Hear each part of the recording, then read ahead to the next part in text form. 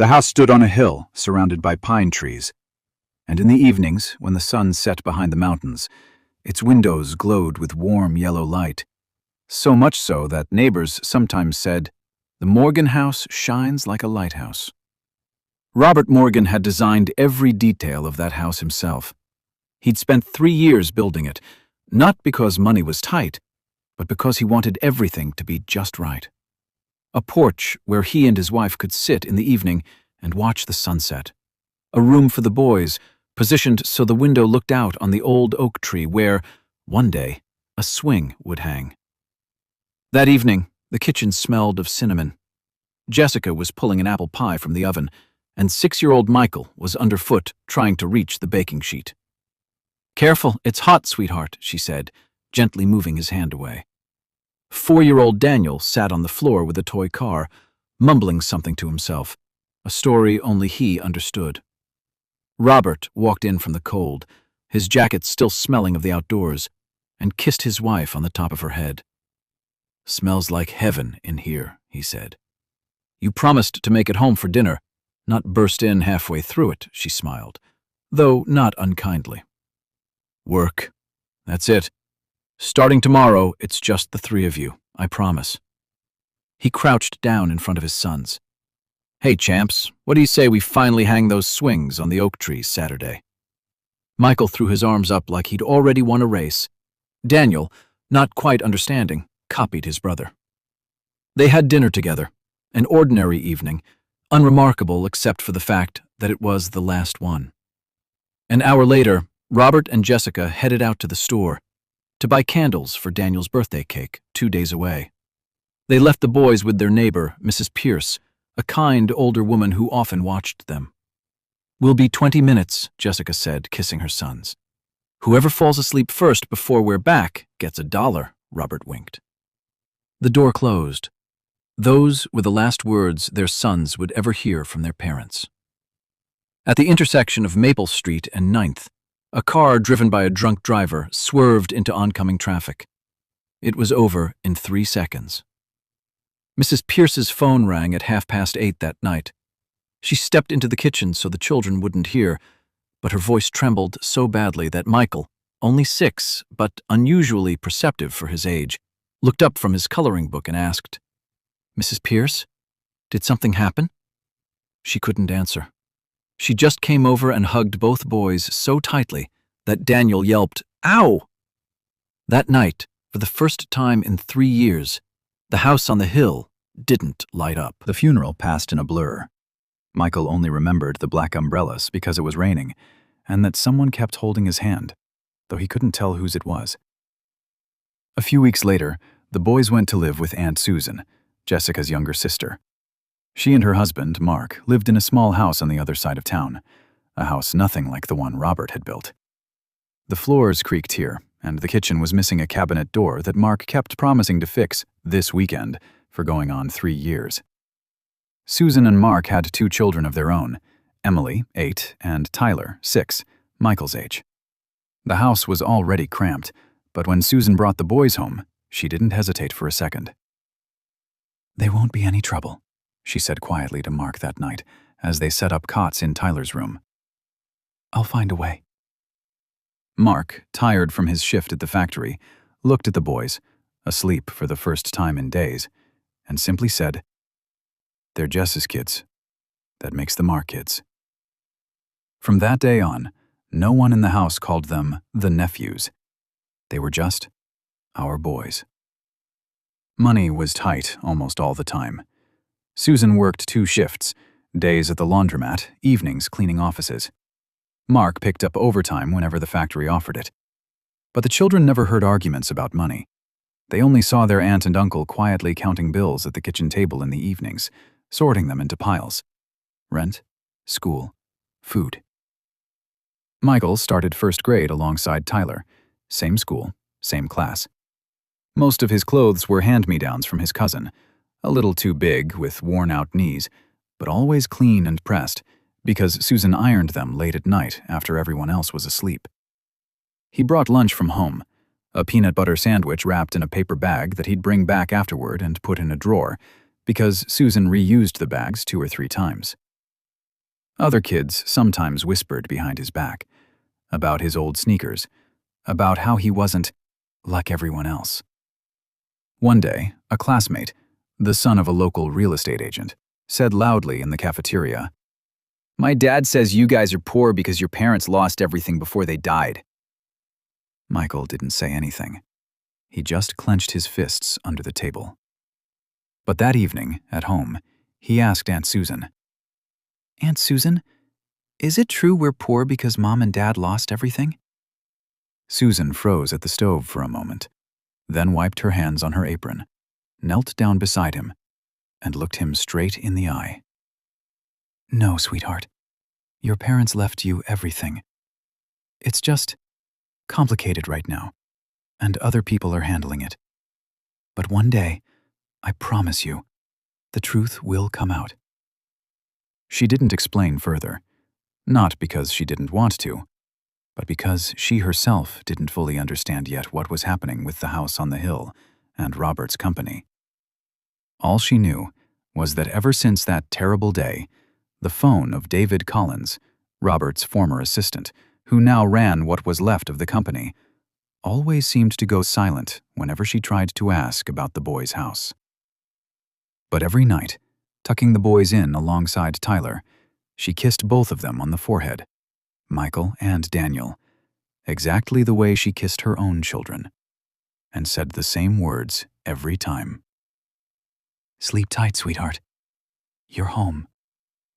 And strangely enough, in that small, creaky house with the missing cabinet door, for the brothers, that was the truth. It was winter. Michael was 7 and Daniel was 5 when the heating broke for several days. Mark, back from the factory, spent half the night in the basement fighting with the old furnace, cursing and burning his fingers, but couldn't fix it. It needed a part that cost more than what was left in the family budget before the next paycheck. "It's fine," Susan said, pulling every blanket in the house out of the closet. "Tonight we're camping, like in the movies." She laid mattresses out right in the living room by the wood-burning fireplace, the only source of heat in the house, and all 4 kids, bundled in blankets, settled in for the night like it was a real adventure. Tyler told scary stories with a flashlight under his chin.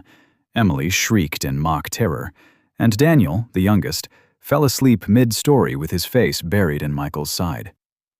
Mark and Susan sat on the floor nearby, watching the sleeping children in the dying firelight, quietly holding hands. "I'm sorry I can't give them more," Mark whispered. Susan shook her head. "Look at them. They don't notice we can't afford a new furnace. All they'll remember is the night we all slept together by the fire." Years later, as a grown man, Michael would admit that night was one of the happiest memories of his childhood, far more vivid than any expensive thing he could have bought since. Another memory stayed with him differently, with a bitterness Michael carried quietly for a long time. When he was 11, his school organized a trip to the Science Museum in the next town, $50 a child, including the bus and lunch. His classmates talked about it for weeks. Michael, knowing better than to ask, never even mentioned it at home. But Susan found out about the trip from his teacher, at a parent-teacher conference she attended straight after her second shift, still in her cleaning uniform. That evening, she quietly pulled an envelope of cash from an old tin can hidden behind the flour on the kitchen shelf. The emergency savings she'd been setting aside for months in case the car broke down. "Aunt Susan, what are you doing?" Michael asked, alarmed, watching her count the bills. "Signing you up for the museum trip." "But that's your car money. If it breaks down—" Susan knelt in front of him and took his face in her worn hands. "Cars get fixed. Childhood only happens once, sweetheart. You're going on that trip with everyone else. End of discussion."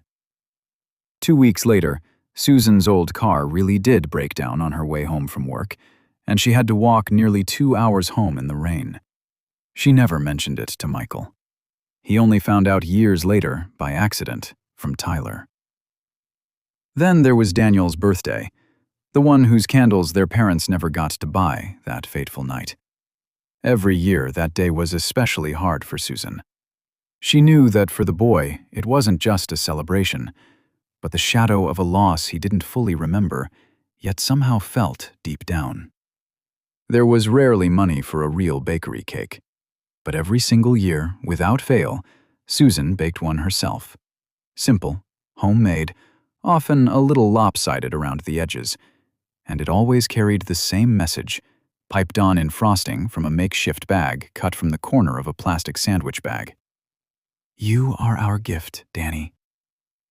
Daniel, blowing out his candles each year, never told anyone what he actually wished for. But once, as a teenager, he admitted to his brother late one night that the wish was always the same. "I used to wish Aunt Susan's hands would stop hurting from washing other people's laundry. That's it. That's all I ever wanted." Susan wasn't the kind of person who gave up quietly. In the first year after the tragedy, she went to see a lawyer 3 times, a free one, the kind who took appointments once a week out of a small office at the church. Each time she brought the same folder, her sister's death certificate, the guardianship papers. And each time she heard the same thing. "Ma'am, to challenge Mr. Collins's claim to the house and the company, you'd need a real estate and probate attorney, and that costs money you say you don't have." She called David herself, once, twice, 3 times. "Mr. Collins, the boys are growing up. They should have a home of their own, their father's home. Let it be put in their names. I'm not asking for myself." The voice on the other end always sounded gentle, almost kind. And that was exactly what infuriated Mark most, listening from across the room. "Susan, trust me. I'm doing this for the boys. Robert trusted me, you know that. Until they're grown, someone has to manage what's left of the company, and the house along with it, since it was held under the business anyway. You don't understand these things. Let's just leave it as it is. It's not the right time." Not the right time. Susan heard that phrase so often that one evening, putting away dishes after dinner, she said it aloud with such bitterness that Mark came up and silently wrapped his arms around her from behind. "We did what we could," he said quietly. "One day they'll be able to stand up for themselves. Until then, they have us." She nodded, wiping tears away with the back of her hand, not noticing Michael standing in the kitchen doorway, 9 years old at the time, having heard every word. That same night, once the house had gone quiet, Michael crept over to his brother's cot. "Danny, you awake?" Daniel, 7 years old, stirred and opened his eyes. "No. What's up?" "Do you remember Mom and Dad?" Daniel was quiet for a long moment, staring at the ceiling. "A little. I remember Mom smelled like those cookies Aunt Susan makes sometimes. And I remember Dad was big, like he could do anything." Michael smiled in the dark. "He really could. He built our house himself, with a swing on the oak tree, remember? He promised to hang it that Saturday." "Where did the house go?" Daniel suddenly asked. Michael didn't answer right away. "I don't know exactly, but it's out there, somewhere, and someday we'll find it." Daniel, still too young to grasp the full weight of those words, simply scooted closer to his brother, the way he always did as a child when he was afraid of the dark. "Okay," he said simply. "We'll find it together." Michael put his arm around him, and the 2 brothers fell asleep like that, shoulder to shoulder, not knowing that this conversation would become the first stone in the foundation of everything still to come. Michael was 10 the first time he saw David Collins in person. It happened by chance. Susan had taken the boys into the city. She needed to drop off some paperwork at the office where their father used to work, now simply called Collins Group. Michael and Daniel waited in the car, but Michael, curious beyond his years, slipped out and wandered up to the building's glass doors. Through the glass, he saw a tall man in a perfectly tailored suit stepping out of the elevator, phone to his ear, laughing at something. The receptionist at the front desk nodded respectfully. "Good morning, Mr. Collins." The man noticed the boy at the door, froze for a second as if he recognized something in the child's face. Maybe the eyes, so much like Robert's. He walked over, crouched down, exactly the way Robert used to with his sons, and held out his hand. "You must be Michael. You've grown. You look like your father." Michael didn't take his hand. He just stared. "Did you take my dad's house?" Something flickered in David's eyes for a moment. Not guilt, more like irritation at being caught off guard by such a direct question from a child. "Your father trusted me more than anyone, son. I'm only doing what's right. Someday you'll understand." "When can I get it back?" David smiled, wide, charming. The same smile that had once convinced investors and partners to sign whatever he put in front of them. "When the time is right, I promise." He straightened up, ruffled the boy's hair like it was an affectionate gesture rather than condescension, and walked away, leaving behind the faint scent of expensive cologne and a feeling Michael would remember for years. This man wasn't afraid of him. Not even a little. Susan, coming out of the building and seeing the scene, quickly pulled her nephew away by the hand without a word, but her fingers trembled on the steering wheel the whole drive home. Years passed. Michael and Daniel grew up the way boys grow up in small American towns. Saturday football, summer jobs for pocket money, schoolyard fights over pride, and the first real sting of injustice. Tyler and Emily grew up right alongside them, not cousins, but siblings in every way that mattered. Susan aged faster than she should have. 2 shifts across 2 jobs leave their mark. But every evening, no matter how tired, she found the strength to ask each of the 4 kids how their day had gone. Really ask, and really listen. Michael grew up quiet but stubborn, the kind who doesn't shout when he's angry, but remembers and draws his own conclusions. By 15, he already knew he wanted to become a lawyer. "So no one can ever tell me not the right time again," as he once confided to Tyler one night on the garage roof, where they used to climb to look at the stars. Daniel grew up differently, hot-headed, impulsive, the kind of kid who throws a punch defending his brother before he even thinks about it. Teachers wrote, "struggles to control his emotions" in his file, but at home, over family dinner, he was the funniest, warmest one of them all, wrapping his arms around Susan's neck when she came home exhausted, saying, "Sit down, I'll heat up dinner tonight." Everything changed the day Michael turned 16. That evening, after Tyler and Emily had gone to bed, Susan called the 2 brothers into the kitchen alone for the first time in all those years. Just the 2 of them, without the younger kids.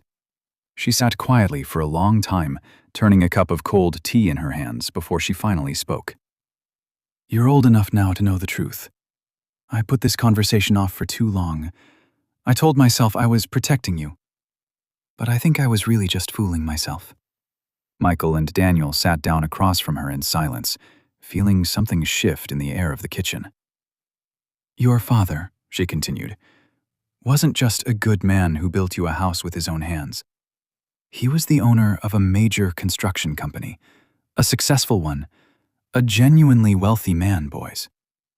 What we have, this kitchen, these creaky floors, has nothing to do with what should have been yours."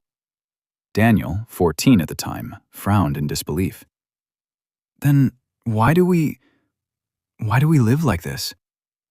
"Because after your parents died, your Uncle Mark and I became your legal guardians, but not the executors of the estate. Those are 2 different things under the law, and I learned that the hard way, too late. A man named David Collins, who worked for your father, claimed rights to the company and the house. He produced papers saying your father had decided this himself shortly before he died."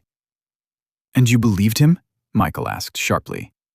"No," Susan answered firmly, and for the first time that evening, there was steel in her voice. "Not for a second. I went to 5 different lawyers. I wrote letters to the court. I called David so many times he stopped picking up. But I didn't have money for a real attorney, and he had the best lawyers in the city, and connections your uncle and I couldn't even imagine. Every time I heard the same thing: prove the documents are fake.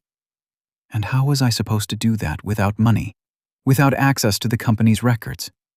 She looked at both of her nephews, nearly grown men now, for the first time not as children who needed protecting, but as people who deserved the whole truth. "I couldn't get back what's rightfully yours, but I believe that someday You will. And when that day comes, I'll tell you everything I know and help however I can." The room fell silent.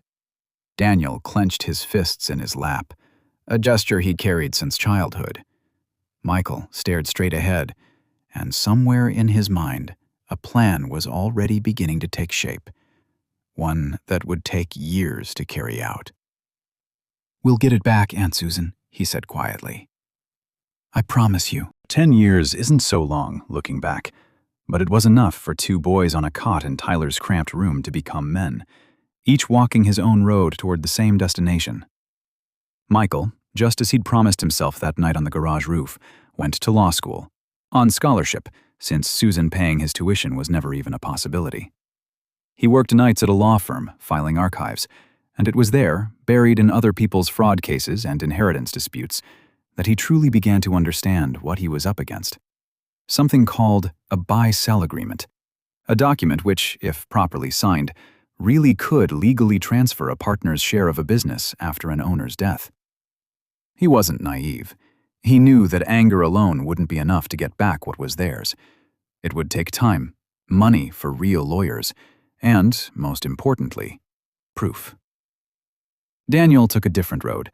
Skipping college, he went to work for a small construction company, working with his hands the way his father once had. Within a few years, he wasn't just skilled. He became a crew leader and eventually opened his own small home renovation business. He wasn't a man who read law books.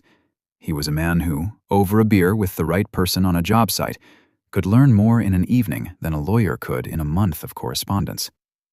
And it was Daniel who, while renovating the home of an elderly client, a retired accountant, overheard a name over dinner — clients often invited him to eat after a long day's work — that nearly made him drop his fork. "Collins? David Collins?" the old man chuckled, pouring tea. "I did the books for his company, 15 years back. Slick guy. I remember, right before I retired, there was some murky business with documents belonging to the company's late founder. Morgan, I believe his name was." Daniel froze. Do you remember what exactly was wrong with those documents?" The old man, his name was Mr. Edwards, looked closely at the young man across from him, as though seeing something more than just a contractor with a toolbox for the first time. "Why do you ask, son?" "Because Robert Morgan was my father." The room went silent. Mr. Edwards slowly set down his teacup. "Then I think we'd better talk a while longer." That same evening, Daniel called his brother, for once not with a joke, but in a voice Michael immediately recognized as serious. "Mike, I think I found our first witness." Michael drove out to see Mr. Edwards the very next evening, straight from work, still in his law firm suit. The old man sat them both down at the same kitchen table, poured tea, not for guests this time, but as he put it himself, for Robert Morgan's boys, and was quiet for a long moment before he began. "Your father was an honest man," he said finally. "Rare in this business. He paid his workers on time, even when the company was struggling. David was a good assistant, smart, but there was always something about him I never liked, like he was constantly calculating what was in it for him, even when he smiled." "What happened with the documents?" Michael asked quietly. Mr. Edwards sighed, and this time the pause before he answered was longer than usual. "You know, there's something I could never quite make sense of, and looking at you two now, I think I'm starting to piece it together. 2 weeks before the accident, your father called me into his office and asked me to prepare a full financial report, 3 years' worth, for an independent outside audit. Said something wasn't adding up in the numbers, and he wanted to get to the bottom of it before he said anything to David directly. At the time, I didn't think much of it. Business is business, discrepancies happen. But after everything that came next, I've spent years wondering what exactly your father might have found in those numbers." Daniel clenched his fists in his lap. "About 2 weeks after your father's funeral, David called me into his office. his office now, though Robert was barely in the ground. Asked me to prepare financial statements as if he'd been a co-owner of the company for years already. I told him straight out, "David, I've kept the books for this company for 12 years. I know every piece of paper that's crossed my desk. There was never any such agreement." And you know what he said, looking me right in the eye? "There is now." Daniel's fists clenched a second time, harder. The next day, there was a document on my desk, dated a year earlier, with a signature that looked very much like your father's. Too much like it. I'd worked with his signature for years, and something about it was off. Too neat, too careful for a man who was always in a hurry. "Did you tell anyone?" Michael asked. I tried. I went to the company's family attorney. He told me the same thing they probably told your aunt. Prove it. And I couldn't. I could only feel it. A month later, I was let go. Downsizing, they called it. But I managed to do one thing before I left.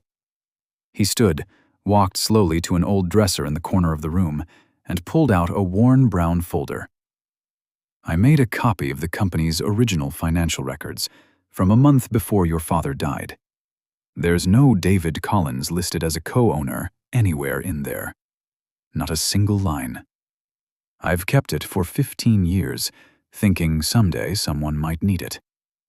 I suppose, without quite knowing it, I've been waiting for you boys all this time. He handed the folder to Michael, who took it with both hands, as if it were something fragile and priceless at once, which, in truth, it was. "It's not everything you'll need to win this," the old man added quietly. "But it's a start." Before heading to court, Michael, no longer the boy asking questions at a glass door, but a 26-year-old licensed attorney, insisted on one thing. He wanted to see David Collins face to face, one more time. Not for revenge. To look into the eyes of the man who'd stolen their childhood, and not be the one to look away first. Daniel insisted on coming with him. The offices of Collins Group had barely changed in 16 years. If anything, they'd grown even more lavish. The receptionist, seeing two determined young men without an appointment, faltered. But David, hearing their last name, came out to meet them himself, wearing that same practiced, persuasive smile. "Michael, Daniel, wasn't expecting this. You've grown into fine young men, I see." "We're not here for compliments, Mr. Collins," Michael said, in a level voice that cost him real effort. "We know about the forged agreement. We know about Mr. Edwards. And we intend to get back what belongs to our family." For one moment, just one, the mask of good humor slipped from David's face, and Michael saw, for the first time, what had been hiding behind it all these years. The cold, calculating fear of a man who had believed for far too long that he was untouchable. But David composed himself quickly. "Boys," he said condescendingly, though his voice wavered slightly. "You have no idea who you're dealing with. I have the best lawyers in this state. Whatever that senile old man told you won't hold up in court." "Maybe," Michael answered calmly, pulling a copy of Edwards's folder from his briefcase, brought specifically for this moment. "But we have time. We have patience. And unlike 16 years ago, we have something else now, too. We're not children you can pat on the head and send home with a promise." Daniel, who had stood silent the whole time, fists clenched, stepped forward slightly. "Our aunt tried to talk to you like a reasonable person 5 separate times. 5 times you told her it wasn't the right time. Well, Mr. Collins, the time has come." The brothers turned and walked out, leaving David Collins standing alone in the middle of his gleaming office lobby, truly rattled, for the first time in years. The next year and a half became a period the brothers would later remember as the hardest and the most important of their lives. Michael, calling in every connection he'd made over years at the law firm, found a real estate and probate attorney, a young but relentlessly determined woman named Rachel Kim, who, hearing the brothers' story, took the case for next to nothing, struck by the sheer injustice of it. "Cases like this rarely get won," she told them honestly at their first meeting. "But you have something most people don't. A living witness and original documents. That's rare. That's our shot." David Collins fought exactly as fiercely as he'd promised. His lawyers tried to discredit Mr. Edwards, calling him a disgruntled former employee with a personal grudge. They dragged out the process, betting that the brothers would run out of money or patience first. But something happened that David hadn't anticipated. The moment news of the lawsuit against Collins Group hit the local paper, other people began coming forward. A former secretary, fired for asking too many questions shortly after Robert's death. Another former business partner David had defrauded the same way years earlier in a separate deal. Susan, hearing about the lawsuit, felt for the first time in years that she could do more than simply wait.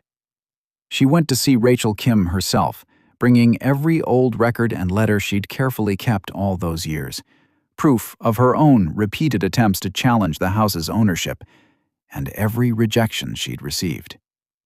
"This could show the court a pattern," Rachel explained. "Not a single incident, but years of deliberate deception against an entire family." Mark, learning that the case needed money for additional document analysis, quietly put his old pickup truck, the one he'd driven for 15 years, up as collateral, without a word of complaint.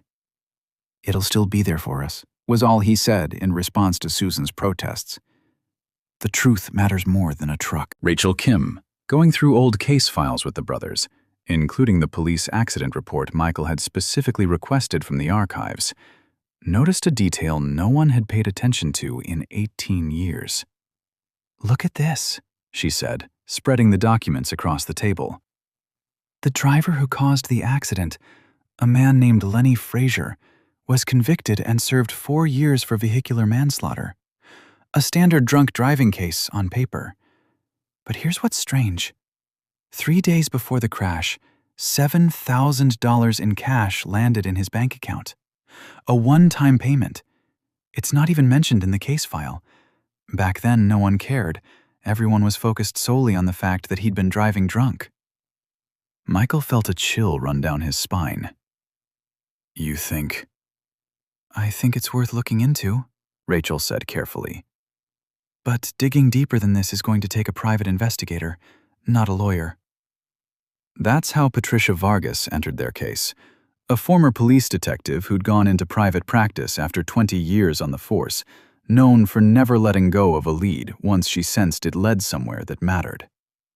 It took her nearly 2 months to track down Lenny Frazier himself, a man who, after serving his time, had been hiding from his own past on the edge of the state, working at a car wash under a shortened, half-false name.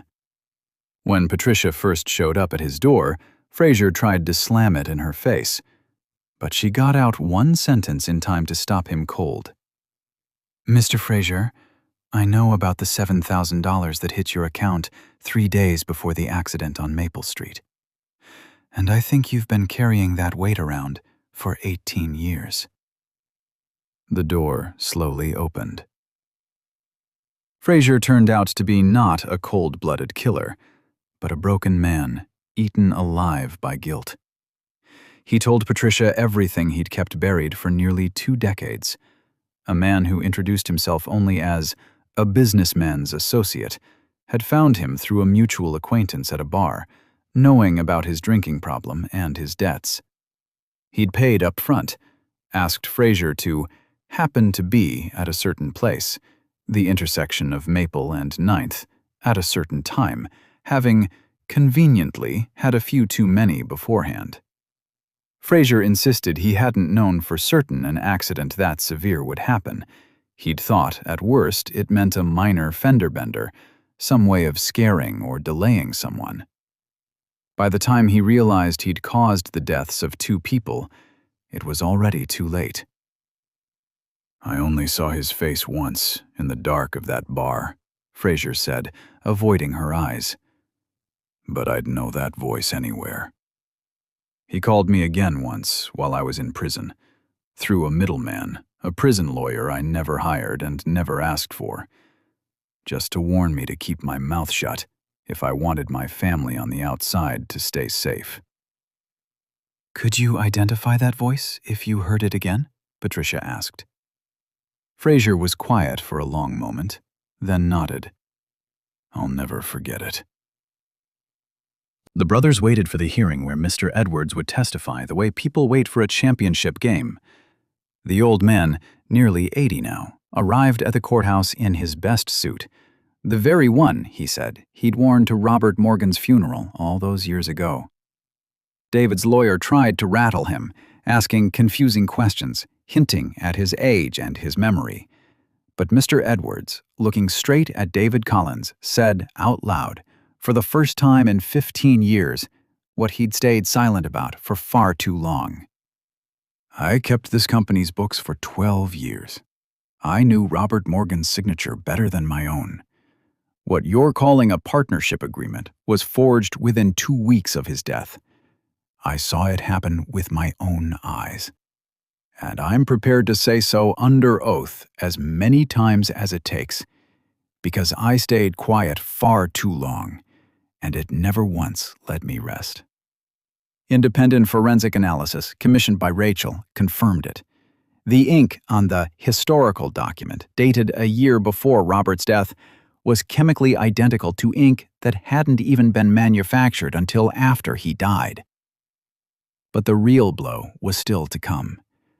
Rachel Kim, working with the district attorney's office, to whom Patricia Vargas had handed over everything from the Fraser case, arranged what lawyers call a voice identification, a procedure where Lenny Fraser, sitting in a separate room, listened to recordings of several men's voices, including fragments of David's own preliminary testimony, recorded without his knowledge. Fraser didn't hesitate for a second. Voice number 4, he said firmly. That's him, the man who paid me for Maple Street. Voice number 4 belonged to David Collins.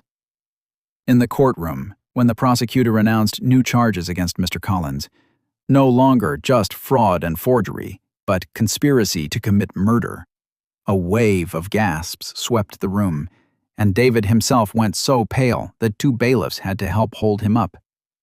Everything finally made sense. Robert Morgan had grown suspicious of embezzlement at the company and was planning an independent audit.